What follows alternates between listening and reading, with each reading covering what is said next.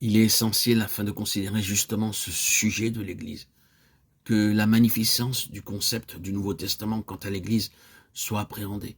Dans les épîtres aux Éphésiens et aux Colossiens, la vision de l'Église, qui est le corps de Christ, est présentée. Elle y est présentée comme étant la compagnie idéale, invisible, indivisible, inviolable de tous les rachetés de cette dispensation présente.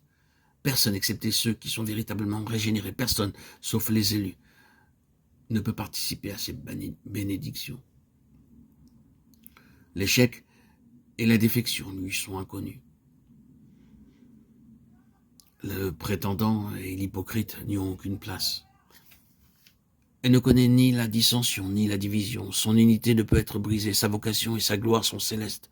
Sa relation avec Christ est sainte et intime. Sa destinée est d'une splendeur inconcevable et inextricablement liée à lui. À travers les siècles de notre ère, chaque génération qui est en marche n'y apporte qu'une contribution. Tandis qu'historiquement, ses membres sont appelés un par un et y sont incorporés.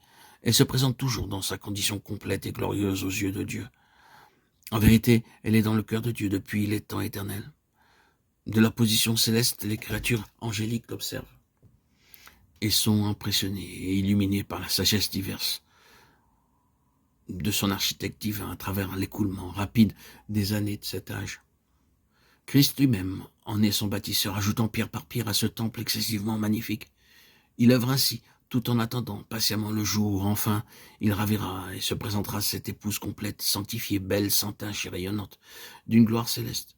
Il se la présentera et l'introduira dans une pleine félicité d'une éternelle intimité bénie, dans ces aspects qui sont présentement secrets.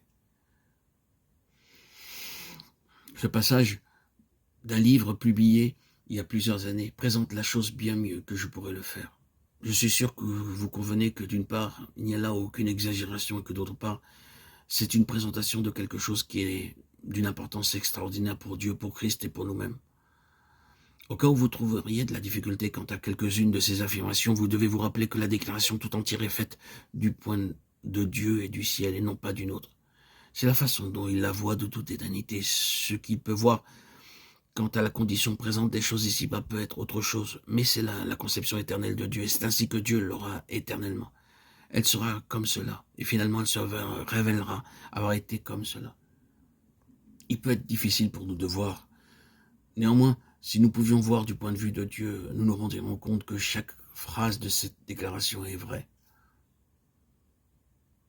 L'Église est un corps particulier de personnes choisies en Christ avant que le monde fût créé.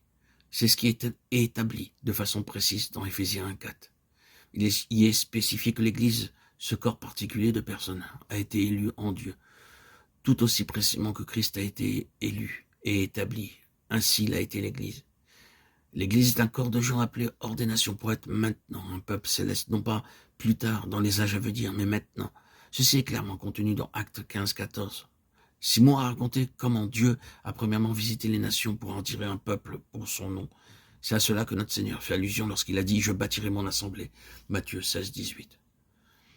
L'Église est un corps de gens qui, bien qu'appelés individuellement, ne sont pas simplement un nombre d'individus. Ils n'ont jamais été élus individuellement. Ils n'ont jamais été choisis séparément, mais comme un tout. C'est très important de s'en souvenir. Et comme l'œuvre du Saint-Esprit est toujours de rendre réel ce qui a été éternellement déterminé et établi par Dieu, de même, c'est son œuvre, non pas comme une idée qui vient après coup, mais selon son dessein de rendre réelle et opérante cette unité éternelle en Christ avec Christ. C'est là le propos de Dieu.